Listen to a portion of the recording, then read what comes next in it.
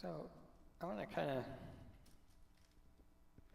go through some things. I've gone through a similar presentation before. A series I've started to do in the past about misunderstandings, which I need to revisit. I want to deal with some common myths as well within, I guess, the faith, I'd say, in general. Messianic Judaism, Hebrew roots, Christianity. A lot of these are carryovers from Christianity. Jeremiah says this. It says, O Lord, my strength and my fortress, and my refuge in the day of affliction. The Gentiles shall come unto thee from the ends of the earth, and they shall say, Surely our fathers have inherited lies, vanity, and things wherein there is no profit. Notice that it says, who? The Gentiles, the nations, the Goy shall say this. So, one of the interesting things with this is, there are some verses we could go to that certainly blast Judah or even Ephraim to a degree. This is specifically the nations, the Gentiles. They're the ones that are going to say, hey, we've inherited lies and vanity and things wherein there's no profit. So the first one of these myths is probably the only one I'm going to get to. The other ones aren't so fleshed out anyway. I could still deal on them. Why is it doing that? Oh, I have the wrong thing up.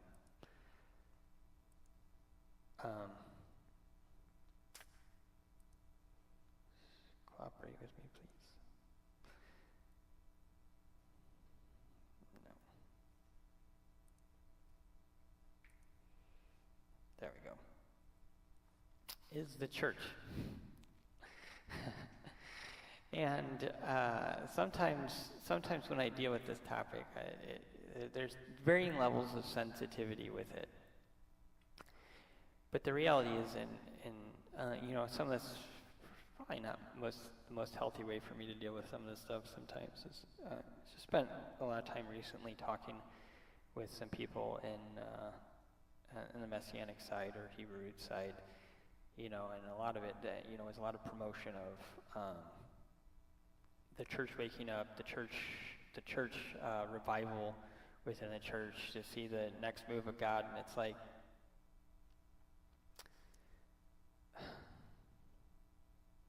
I get where it's coming from, but it's misguided. It's misguided, and the reason why, one of the greatest deceptions and one of the biggest in the day and age that we live in, truthfully, and this can be a hard pill to swallow for some, but when they do, I really believe there will be a lot of healing and a lot of progress on the other side. But one of the biggest impediments to us is the church. It really is. And I'll explain some of that in a minute, but the biggest thing and the greatest deception with it is it doesn't exist. It doesn't exist. This is why it's the biggest impediment. You have people looking to something that doesn't exist. If it doesn't exist, what can it do?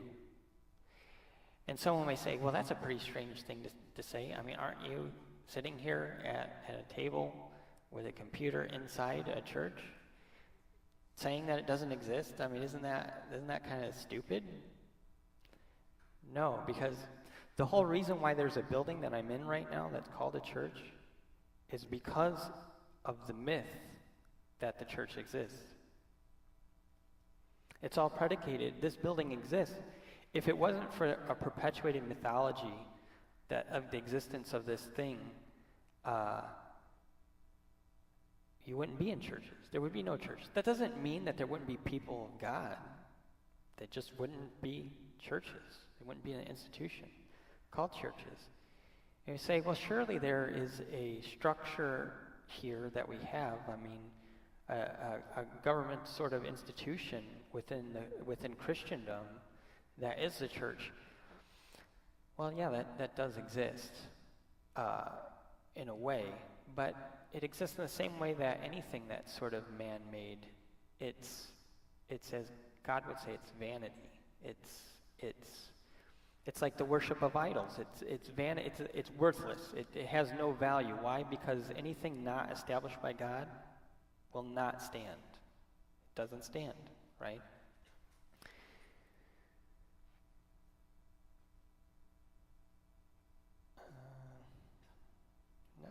what is going on here?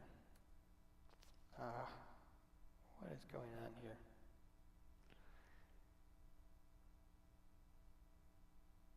There we go.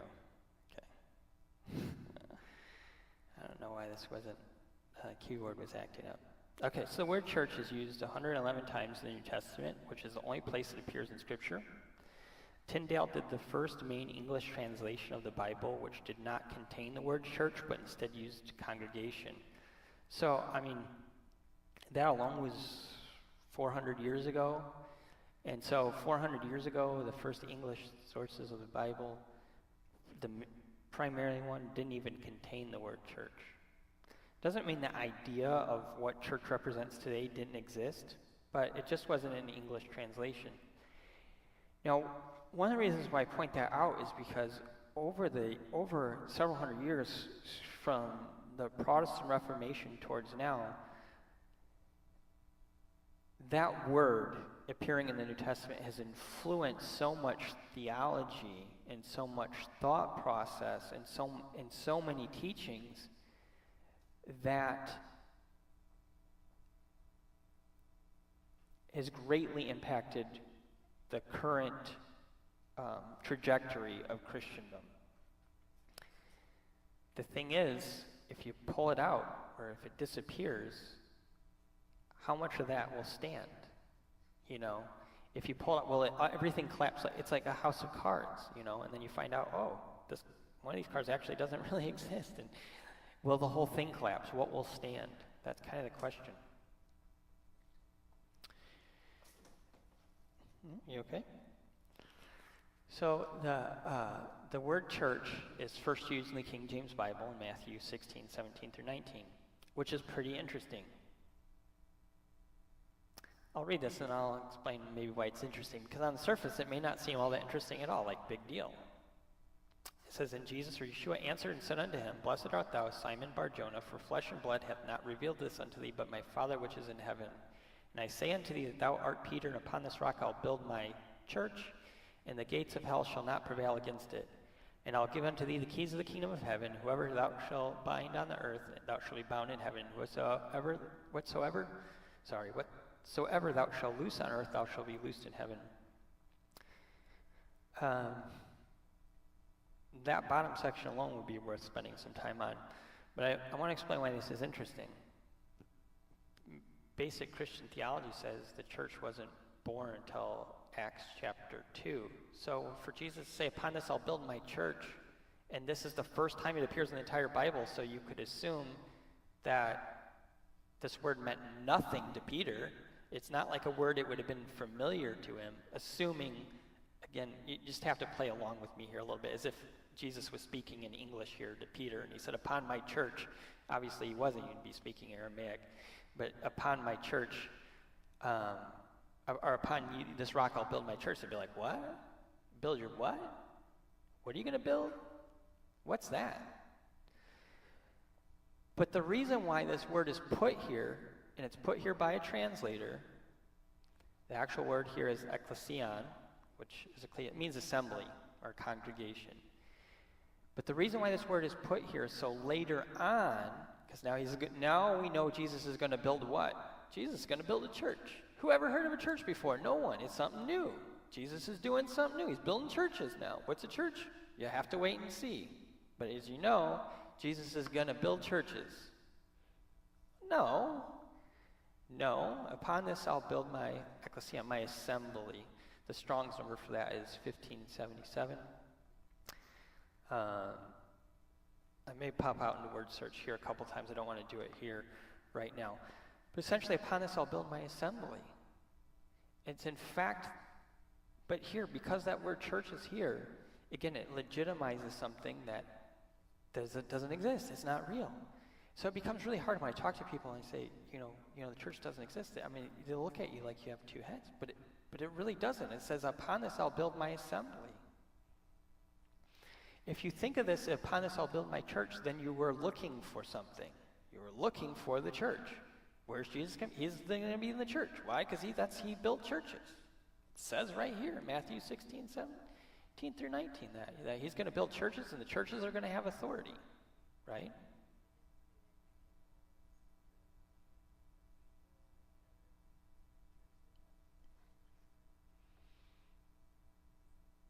Yeah, it's the people. It's the congregation. Ecclesia, some say the called out. It doesn't mean that. What it really means, it doesn't just mean called out. The purpose of ecclesia is like imagine a town meeting or something.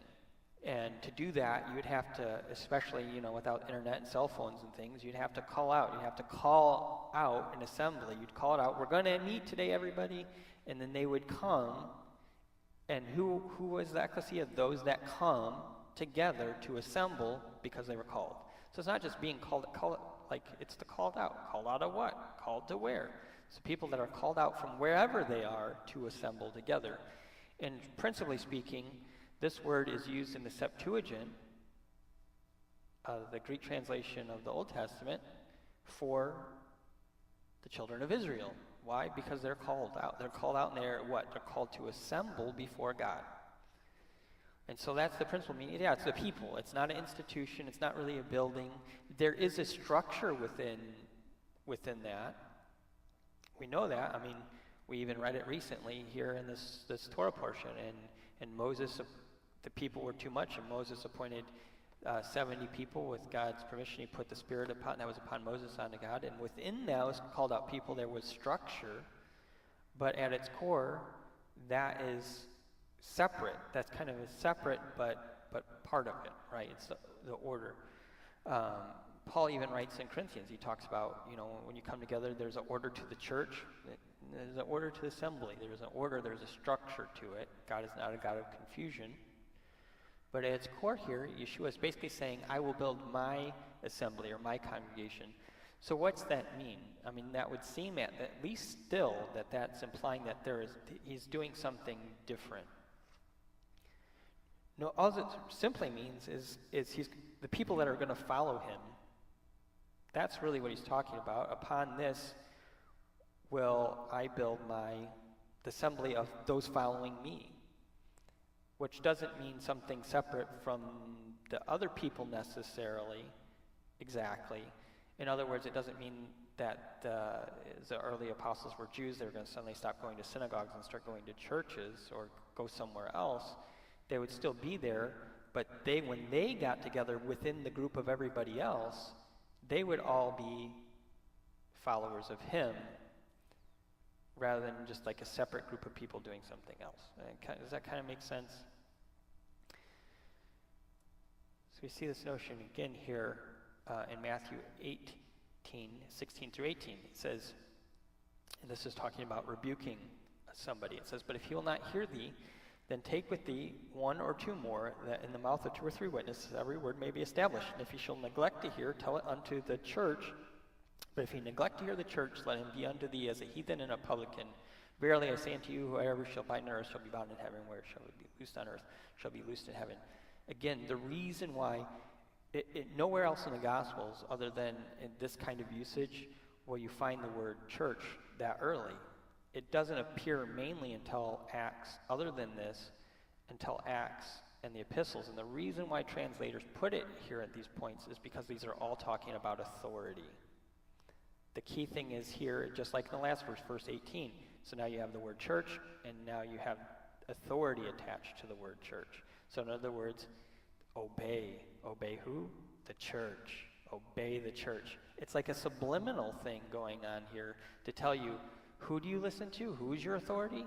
The church is your authority. Why? Because Jesus gave the authority to the church. Obey the church. Obey the church. You say, that's not right. Oh, it's in the Bible. Open up your English Bible. It's right there. It says the church and obey, right? Obey the church.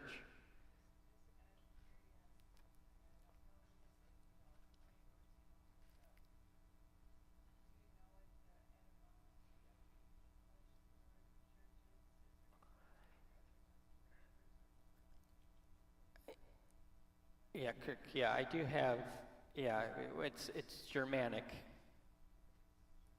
I do have the entomology in here. Yeah.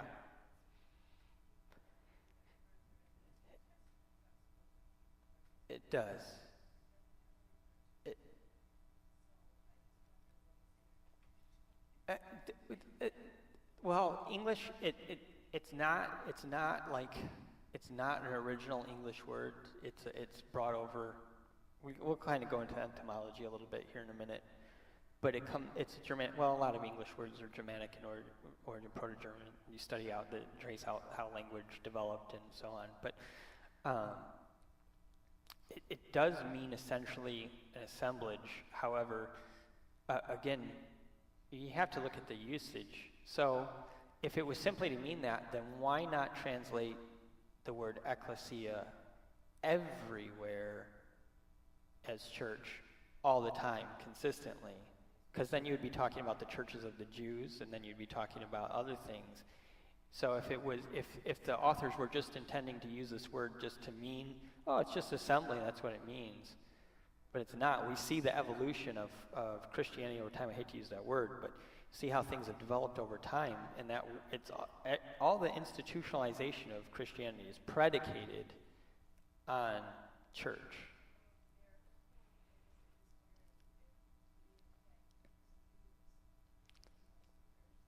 Correct. That is correct. That is I should restate that for everybody. Is the notion is not, on one level you could say it's not so much that the word church is bad, it's that there's an understanding of what that word means, a way of using it that's not appropriate to what it is supposed to mean. It's just kind of how language develops. Sometimes words take on whole new meanings, That's cool. Was it chilly in here, or is it good? The word was not meant to mean that way, but over time it's developed new meaning, and it's kind of changed or expanded the meaning. That's how it is with church. But mostly specifically, or more specifically with the word church, that meaning, the institutionalized meaning of it, not the institution is bad. Some people are like, church, institution, bad. It's just the usage of that has become predominant to that when people hear the word church, unless someone gets on the bandwagon and says, no, a church is the people, it's not the buildings, or not the, if you have to have a knee-jerk reaction to explain it, we know that the meaning has been subsumed entirely into something far different, if that makes sense. And so again, it's very, talking about propaganda, it's propaganda. It's propaganda right in your own Bibles. These words are put here specifically at key points for a reason. After this, the word church isn't going to come up again until, as we're going to see in Acts chapter 2. I don't have all 111 in here. You can look them up. I don't need to. I'm just trying to create a point is, if you change this again, it says, and you shall neglect to hear them, tell it unto the congregation. That's how Tyndale originally translated the word, or tell it unto the assembly. But if you neglect not to hear the assembly, let it be unto thee as a heathen and publican. You lose the whole, the house of cards falls. It starts to fall. Right now, the congregation, you tell it to the congregation. Well, who's the congregation? Well, the congregation is the people that follow. You're not looking to that same institution. You would never have the same institution. Now, it would be a long time before this word is in English. Before that, they were relying on Greek scriptures, and yet you still had. How do I say this where it makes sense? This word, this English word, you're probably looking at several hundred years. Well, that puts you at the time of the Protestant Reformation. Prior to that, there was a Catholic Church, right? You might not have used the word church, but it represented the same notion. That's kind of why we have the word church used the way it is, because the Catholic faith had taken the ecclesia to basically to mean their institution. So it's not like without this word church, you still couldn't have the same notions. However, they were much harder to defend. They were much harder to defend. A lot of the defenses today, when you talk to people about this, they go back to the English text and they go back to the word church. If they were relying strictly on original manuscripts, you could still say some of the same ideas. Again, within the Catholic faith, they understood themselves to be the universal. That's part of what Catholic means, universal. They were the universal congregation, the congregation for everybody. But it becomes much harder to defend because you could say, well, prove that from Scripture. And they're going to have a lot harder. They're going to have to start going to tradition. Well, we have it by Catholic tradition, right? That Peter went to Rome. We have it by Catholic tradition that Paul went to Rome. We have it by Catholic tradition that they appointed Rome. Well, okay. Is that the best you got? You know. So hopefully that makes sense.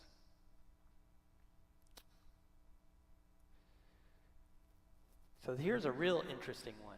Acts chapter 2. Okay, in Christianity, this is considered the birthday of the church. Peter gives a sermon, and listen to what it says. It says, "And they continued daily with one accord in the temple, and breaking bread house to house, and did eat their meat with gladness and singleness of heart, praising God and having favor with all people. And the Lord added to the church daily such as should be saved." One of the most interesting things here,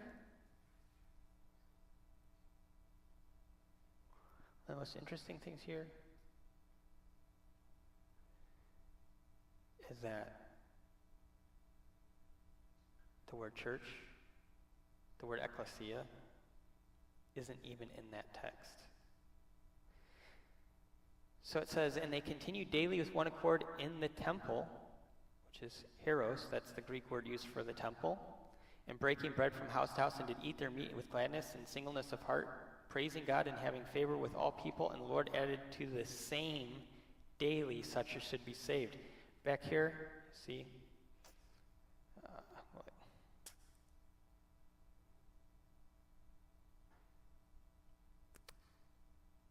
It says here, you can see that the Greek word is auto, which means the same, self-same. Self-same is what? Those that were coming to the temple. It's basically saying that God added to the ones that were going to the temple and breaking bread house to house daily. The word church doesn't even exist in the very chapter that says to birth the church. What you have is you have a bunch of people that were meeting at the temple and then going to other people's houses and having meals together. There's no church. It's gone, poof, gone. So I say, and the church was born, and the church was growing. Church wasn't growing. More people were going to the temple in Jerusalem. Well, how does that change everything radically? I mean, wait, Jesus came to do away with all that stuff. Not according to Acts chapter 2. It says that was growing that. More people were going to the temple on a daily basis in fellowship with those of the Messiah. In other words, the Messiah was actually increasing temple practice instead of decreasing it. Yeah. Churches, right. I mean, this should be jaw-dropping, this notion that suddenly you think all these people are, I mean, some people even deduce from this they're creating house churches, and they're leaving synagogues. No, according to this verse, literally, I'm going to pull up word search and show the interlinear. Literally, it's saying that more people started going to the temple on account of Peter's message on a daily basis. Daily, it says daily. On a daily basis, and praising God and having favor with all. This was actually a good. It was actually improving things, and they were having favor with all people on account of this. It was a good thing. And guess what? And daily such as should be saved. Saved. They weren't losing salvation by going to the temple. I've had people say foolishness from that. You're gonna believe in this Torah, you're gonna follow that, you know. You're not putting your faith just in Jesus. You're gonna lose your salvation. Acts chapter 2, it was actually, these people were being saved and they were doing this. So, you know, maybe you have a faulty idea of what salvation is, for starters.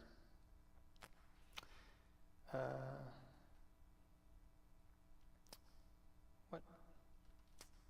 Lost myself there. Yeah, Acts chapter 2:46, right?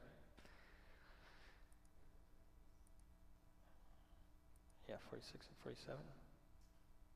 So you see this up here? So let's see, let me show you. This is here in Greek. House to house. Right? It says hero. That's the word used all over the Greek side of the New Testament for the temple. This is 47. And they're praising God, having favor, which is interesting. Okay? Why is that interesting? Because that word there in Greek is Karen. Why is Karen interesting? Because it's the same word as charis. And charis in Greek means grace. So if people say, well, if you have the Torah, you've lost the grace of God.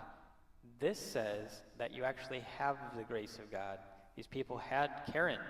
They had favor. They had grace at the temple daily. Okay? They say, oh, you lose your grace. No. That's where grace is. Why? Because that's where God is. And God is the source of Karen, Hesed, grace. Back to my original point. Here it is, interlinear, right here. Day by day in the same auto. No ecclesia. It's not there. The same auto, the same place. He added daily to the same place, which was the temple. It's right there. One of the criticisms from Rabbinic Judaism, Yeshua's not the Mashiach. Why? Well, because he led people away. No people led people away. He led people towards the temple. It's other people that subverted the minds of some and led them away. The Mashiach never did that. Why? Because the people that were following him were added here, day by day. They weren't all going there and with paint, like red paint to throw on people as they brought up their lambs. We're protesting this sacrificial service, and we're going to throw red paint on everybody so that they stop. It never says they were trying to block anything going on. This becomes a fundamental problem with the notion that Yeshua's sacrifices ended all that. No, these sacrifices were still going on at the temple on a daily basis. Why these people were here. Anyway.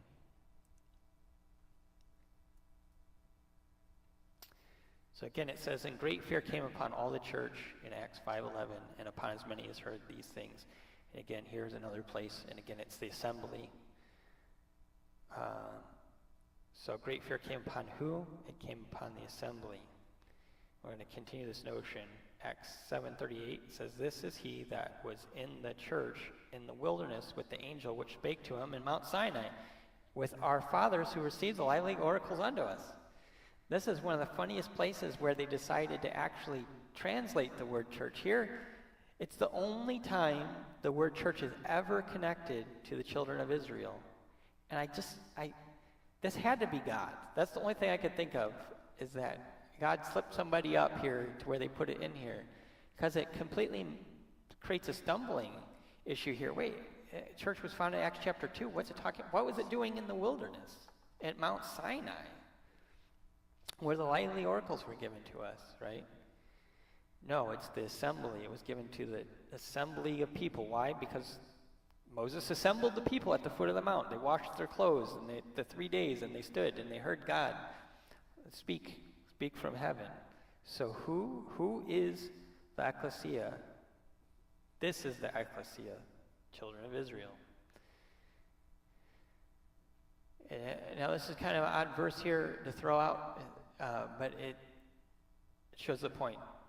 It says, he that's wounded in the stones or had the privy member cut off shall not enter into the congregation of the Lord or the congregation of Yahweh. What's this come from? It comes from Deuteronomy 23:1. What is the word congregation used there in the Septuagint, the Greek translation of the scriptures? It's ecclesia. So it says, shall not enter the ecclesia of Yahweh.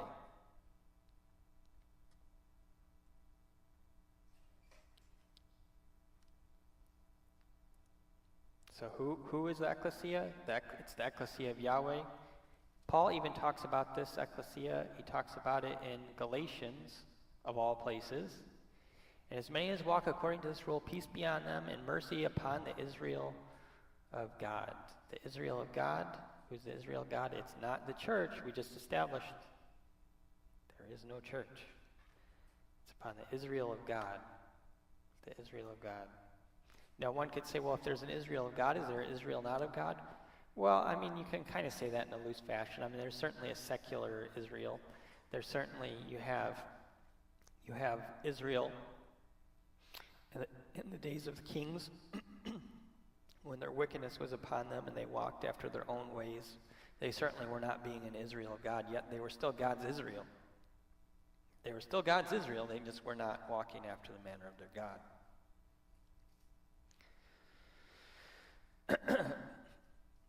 Here's something else interesting.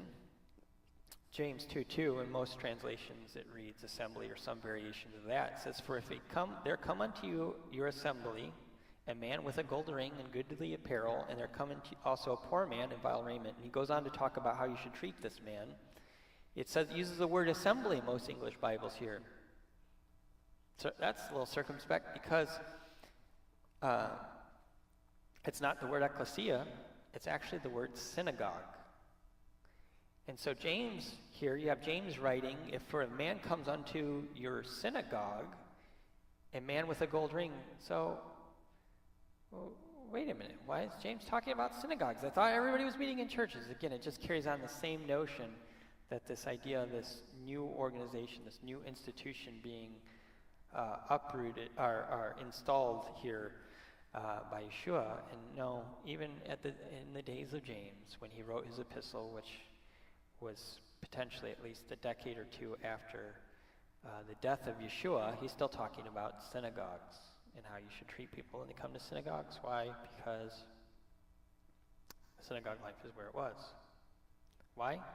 That's where the scriptures were. They were the meeting places. That's where the people that were learned in the scriptures. I mean, if you didn't know Hebrew or any sense, I mean, there's this notion that this Greek text was all over.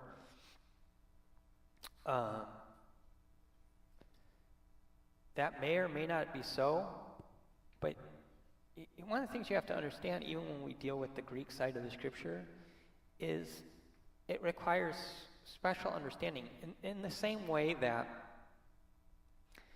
someone who knows modern Hebrew can't just pick up the Bible and just read it and understand it all completely. They understand there's things they can pick through, but modern Hebrew, some of the words that are used in the biblical Hebrew don't even exist anymore. They're not used for anything in modern Hebrew, or they've taken on slightly different meanings, like as the way things happen with language. There is this notion that all Hebrew isn't alike. There is such a thing as biblical Hebrew and modern Hebrew. And the Greek side of the scriptures, they were written in what most identify as gutter language. They're written in like it's not quite slang, but how we would look at somebody how someone who in English-speaking society today speaks with a good vocabulary and a modern vernacular is very understandable versus somebody that maybe grew up on the streets and they use a lot of words inappropriately, like I be doing this or I be doing that, or any of these sorts of things. I've been, my son says this all the time, I used to been, what is it? No, but it's written in that sort of language. The Greek scholars call it a gutter speech. So that's one thing. The other thing it's full of Semiticisms, things that you wouldn't normally say that appear on the Hebrew side of the scriptures, which I point this out pretty frequently. It's a Semiticism or Hebraism to say things like, and he opened his mouth to speak, right? That's kind of a redundancy. Typically speaking, you wouldn't say that necessarily in Greek. You would just say he spoke, he said. But in Hebrew says he lifted his voice and he cried. Why don't you say he cried? You have these redundancies in there. He reached out his arm and grabbed, Just typically say he grabbed. There's all these sorts of redundancies that are very predominant in the Hebrew side of scriptures. They're called Semiticisms. And the New Testament is full of them. And so, just to say that, it would be natural for a Greek-speaking audience to pick this book up and read it without understanding that there was sort of a biblical Greek, which there's a biblical Greek. Again, even a modern Greek-speaking audience, if they go to look at the scriptures in Greek, everything doesn't just line up so easily. They can read it, potentially they can work through it, but not easily. So the sort of notion that you could just go anywhere and pick these Greek scriptures up, you spoke Greek and it would be good, is not exactly true. There'd be a lot of confusion. You would still need to go to a place where people understood. It's kind of a really long explanation to kind of get to a simple point. You still had to go to the place where people understood. What does this really mean? What is this really talking about? So here where we get into a little bit of the etymology. It says it comes from the Old English, circe or circe, right? Circe. Place of assemblage set aside for Christian worship, the body of Christian believers, Christian collectively, ecclesiastical authority or power, which is the most common sort of notion. It's from Proto-Germanic Karika, right? Or Karika. It has some various Dutch and Germanic and Norse connections. It says this is probably borrowed via unrecorded Gothic word from Greek kyriak, right, or oikia. Oikia in Greek is house. Or kyriakon doma, the Lord's house, right? So it's connected to oikia, from kyrios being ruler or lord, to swell, to be strong, to be powerful. This is sort of where it comes from. So it's connected, it can be connected to the people, it can be connected to the authority, it could be connected to a building and its original etymological sources. So a little bit more on that here. Why did it do that? This is really acting weird today. There we go. It says it was used as a house of Christian worship since around 300. That's the Greek word kyriakon.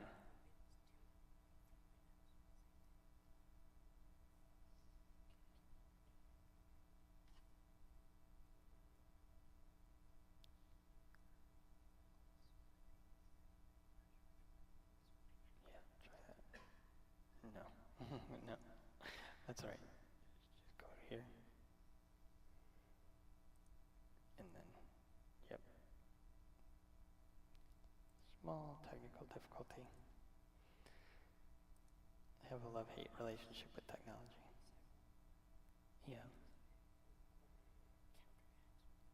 Yeah. Okay. There you go. Yeah, maybe that'll fix it. It does seem to be acting a little better. Okay. So yeah, around 300 AD, according to Entomological Dictionary, it was kyriakon is what they used specifically for the Lord's house, and they used that word instead of church to carry on the same sort of meaning. So interestingly enough, they still weren't just ecclesia or basileik were more common versions. They still kind of use this to denote that we're something different. And so yeah, here's the general basic history of it. The phonetic spelling that we get today as church came around 1200, and it was established by 1600 for vowel evolution. There's some different stuff on it. In the Reformation, again, church was used for a particular Christian denomination agreeing on doctrine and form. So it's really around the Reformation that the word church that we use today carries off full force. So while this becomes relevant and pretty important, again, is you have a whole group, and God knows, don't get me wrong, God knows, but you have a lot of things like notions and prayer that are misguided, things that are directed towards, we need the church to wake up, we need the church to revive, we need the church to lead us forth. why are we looking for the church to lead us? We're looking in the wrong direction.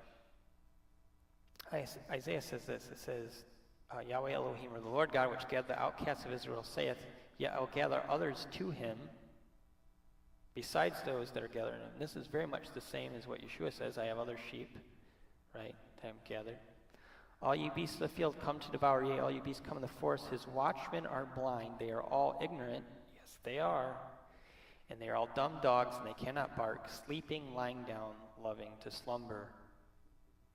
The issue is we need our watchmen to wake up so that they can watch out for the beasts, so that we are not devoured by the beasts of the field. Why? So we can be gathered with the others, yea, the outcasts of Israel, right?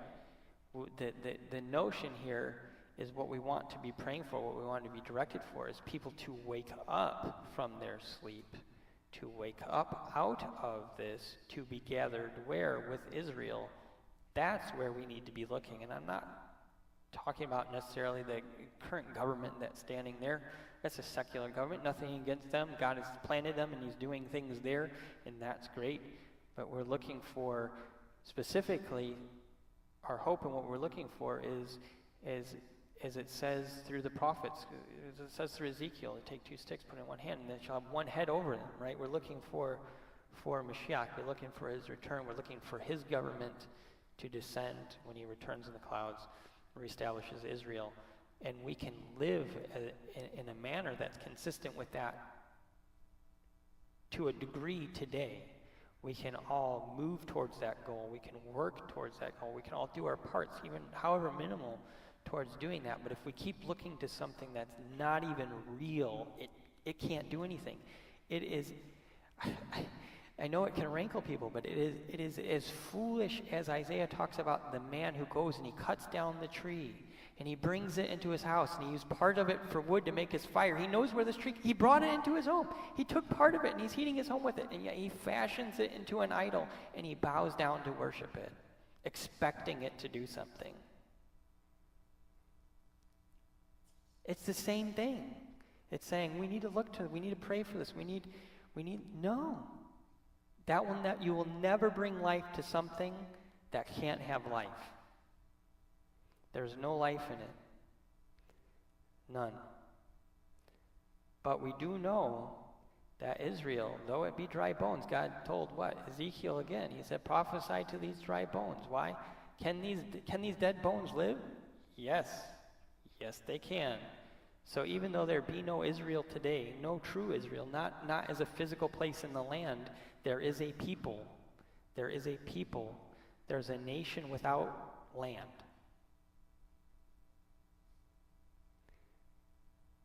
And as those people come back to life, where are they going to be? They're going to be gathered together. And God says what? I will gather you from the farthest corners of the earth, and I will place you into land. How is everybody going to get that? God will sort that out. But we need them to come awake. We need to wake up from our slumber. We need to pray that the people will awaken. We need to pray that happens. We need to pray for the restoration of Israel. We need to direct our paths towards that. Why? Because that is God's will. If God's for you, who can be against you, right? But if you're with something else, I tell you, people will say, but look, the church has done wonderful things. And I'll tell you, no. People have done wonderful things. I don't believe God sees the institution of the church. I don't think he recognizes it as legitimate. But there are people within that group that have done great kindness, that have done wonderful. I mean, even the Catholic Church, you can beat it up all day long. At the end of the day, they're one of the most, and they don't even have Bibles in hardly any of their churches anymore. Yet they're one of the biggest reasons why we have the scripture in book form all over. Protestants too, that, printing press, Protestants pushed out sola scriptura, they pushed it out, all of these wonderful things. They've done these wonderful things, but there's a lot of bad and negative too, and it doesn't mean that they cancel each other out. The point is you can't look and say, because good things were done, that's God's okay, or God's seal of approval. It's like, no. God's seen within these individuals people willing even for just a moment, even just for one task, to do something that he wanted done, and he used them to do it. It's just really as simple as that. We don't have to defend things, we don't have to do things, but we don't have to go down and start tearing buildings down brick by brick either. You know, that's not my point in this. My point is if we just direct ourselves towards his path, he'll order our steps. He'll lead us where we need to go. But we need to change our minds and start thinking more in line with him and what he's doing and what he said from the prophets of old. This is nothing new under the sun. This is things that he talked about hundreds of years ago, over 1,000 years, 1,500 years ago. I mean, going all the way back to Moses, you know, beyond 2,000, you know, I mean, 4,000 years ago approximately. Yeah, I think somewhere in there.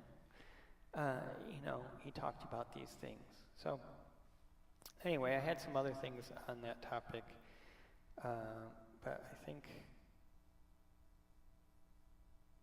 I'll close that out there as far as mythology stuff goes. We're near the end of time.